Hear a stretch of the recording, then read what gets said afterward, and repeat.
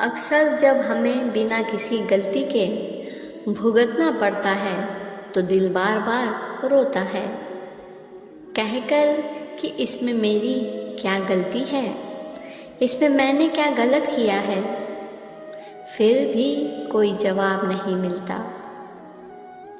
तब हमारे अंदर के वकील वकालत करना शुरू कर देते हैं कि इसमें मेरी रत्ती भर भी गलती नहीं है, इसमें दूसरे का ही दोष है। और अंत में खुद को मनवा लेते हैं, जायज़ ठहरा देते हैं कि अगर उसने ऐसा नहीं किया होता तो मुझे ऐसा गलत क्यों करना या कहना पड़ता। इस तरह हम अपनी गलती ढक देते हैं और साबित कर देते हैं कि वह दूसरे की गलती है, और फिर ऐसे कर्मों की परंपरा बनती चली जाती है। कुछ लोग ऐसे होते हैं कि हम कितना भी अच्छा बर्ताव क्यों ना कर ले, फिर भी वे हमें समझ नहीं पाते। ऐसे में हमें ये समझने की ज़रूरत है कि अगर वो नहीं समझते तो गलती हमारी ही है, इसलिए हमें कोई समझदार व्यक्ति नहीं मिला। हमसे इनका ही संयोग क्यों हुआ। जब भी हमें कुछ भोगना पड़ता है तो वह हमारी ही भूल का परिणाम होता है। हमें समझना चाहिए कि हमारे कर्म ऐसे ही हैं, इसलिए ऐसा हो रहा है। हमें अपने गलती के बिना पीड़ित नहीं होना पड़ता।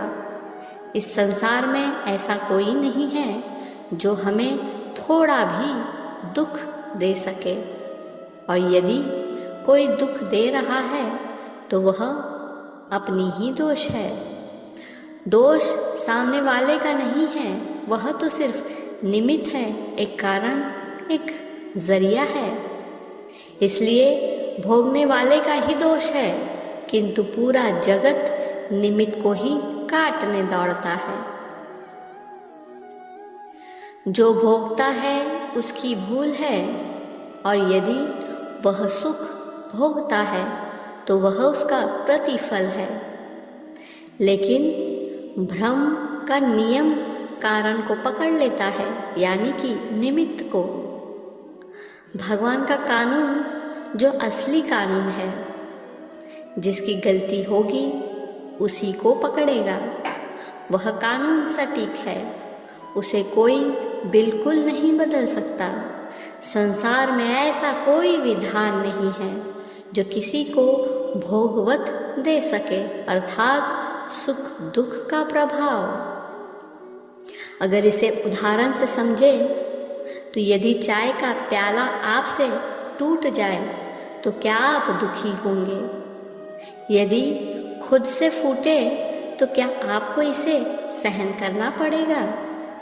और वही अगर यह किसी और के द्वारा तोड़ा जाता है तो दुख, चिंता और आक्रोश होता है।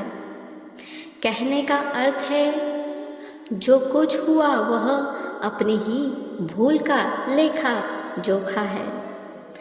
ऐसा यदि समझ में आ जाए तो क्या दुख या चिंता होगा?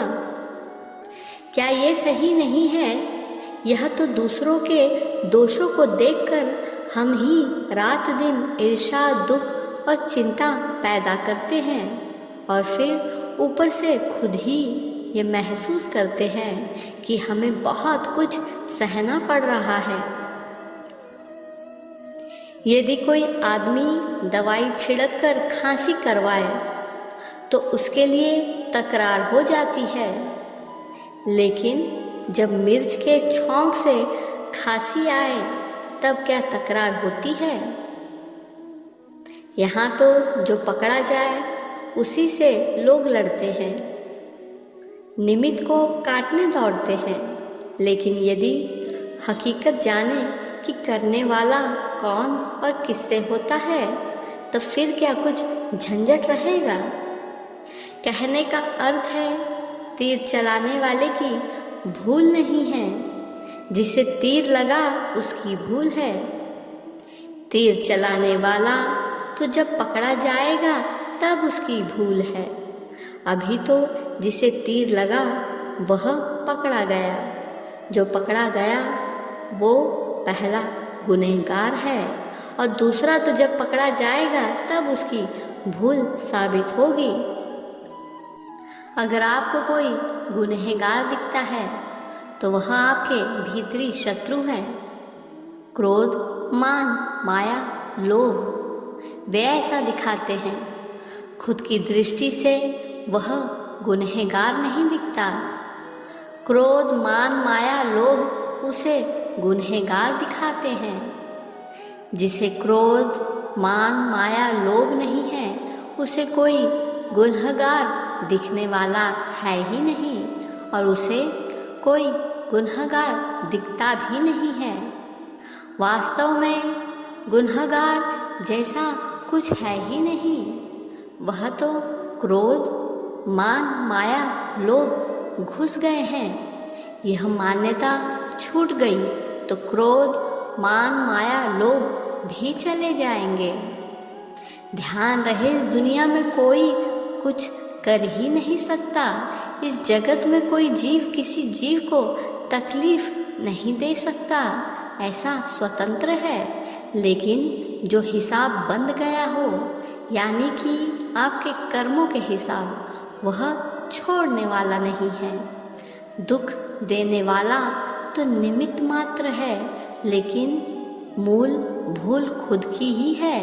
जो फायदा करता है वो भी निमित्त है, जो नुकसान करता है वो भी निमित्त है, लेकिन वह अपना ही हिसाब है, इसलिए ऐसा होता है।